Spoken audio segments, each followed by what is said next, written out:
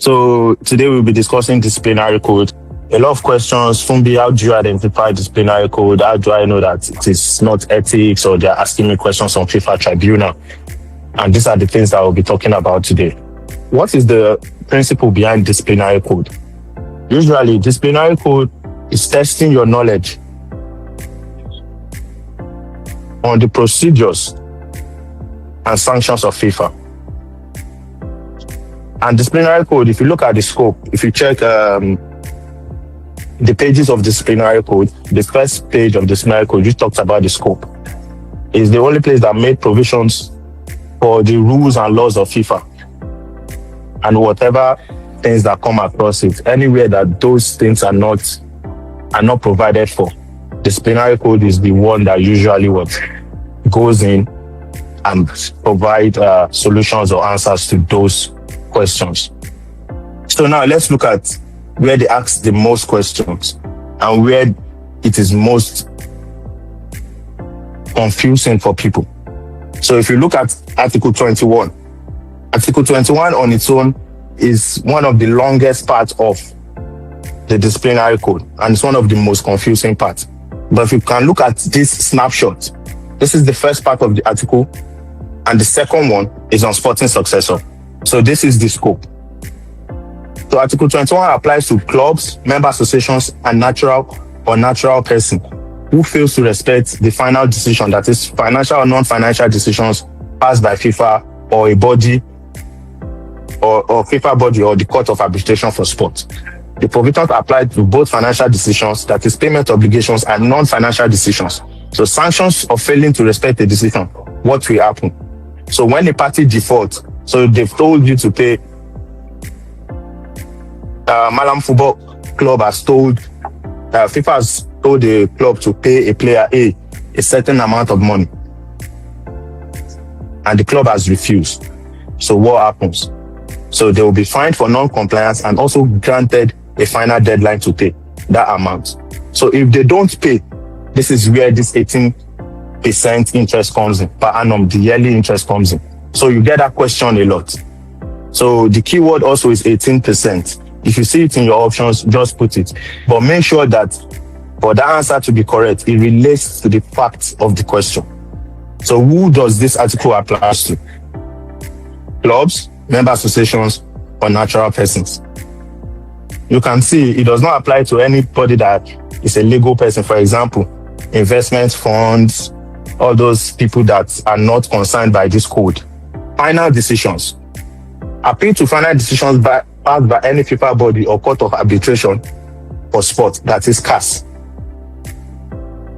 It is only when that person is non-compliant with a CAS decision against a FIFA body that they may be ordered to pay the 18% annual interest. So if FIFA has imposed a sanction on a club or a member association to pay an individual, a coach or a player, you check the fact of that question. Has the person been compliant? It's a different rule if the person has been compliant. Has the person been non-compliant before this 18% can happen to that person, or that further sanction can be imposed? That is Article 21C. Now, the start date of the interest. The interest runs from the date the FIFA Disciplinary Committee decision, that is the one appeal. So it is after every last decision. So if there's an appeal, that is when it starts. If there's another appeal, that is when that date starts. So it will not be the first date or the second date. So now, non-financial issues, probably submission of documents, serving ban, playing directives, all of those are contained in Article 21. So now, the keyword is sporting successor. Whenever you see it, a whole lot of us should just put sporting successor.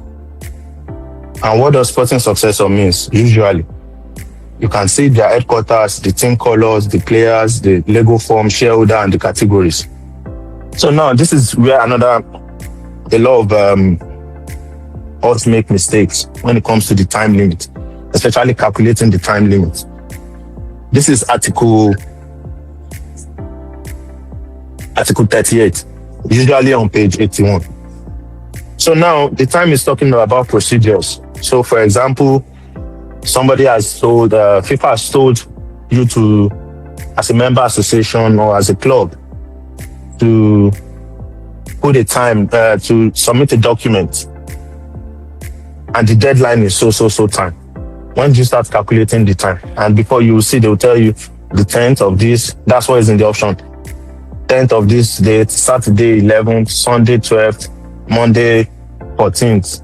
And you're confused and you're looking at, okay, what are the principles behind this? When does the time actually start counting? And that's what we are going to look at. When an association receives, these are the things you should take out. When an association receives a request, the day after the receipt of that association is when it starts counting. So request can be direct and it can be indirect.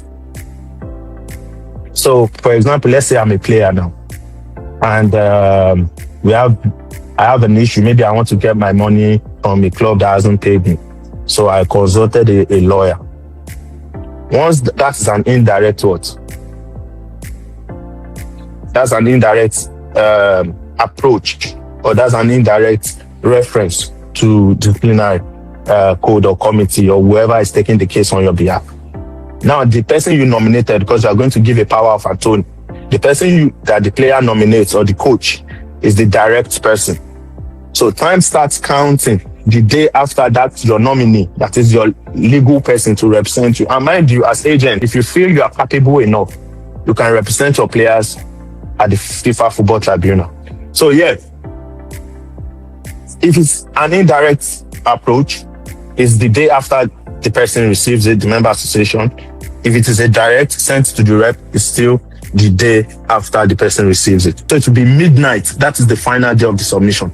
The only interruption that comes, first, people ask, oh, is Saturday and Sunday included or holidays? Yes, the article says Saturday and Sunday will be included. The only time interruption comes is between the winter Christmas quote-unquote holiday, that is 20th December to January 5th. And both days are included. So you will count 20, the 20th of December, and you will count the 5th of January. So for example, if you've been given the time to submit a document, let's say 10 days, the time limit will elapse in 10 days, and you got that notification on the 16th, of course, of 16th of December, you will count the next day, which is 17, right? 17, 18, 19. You won't count 20 because that is the date has been paused. You will not count 20. So 19 will be the third date. So you will skip 20, 21, 22, 23, 24, 25 up until January 5th. Then you will count January 6th, 7th, 8th, 9th, 10th, like that until you reach the 10th day. So now remember I told you the rule regarding weekend or public holiday. So if the deadline falls on a Saturday, it will be extended by 1. Or it falls on a day today that we are celebrating our Eid, all our Muslim brothers, happy Eid, and Muslim sisters. So if it falls on a day like this, the final day will be extended. But if you get it on the holiday or on a Saturday, it will start counting the next day. Or if it's those holiday falls in between the time you got the notion or the motion or whatever thing you're supposed to submit, the holidays will be included.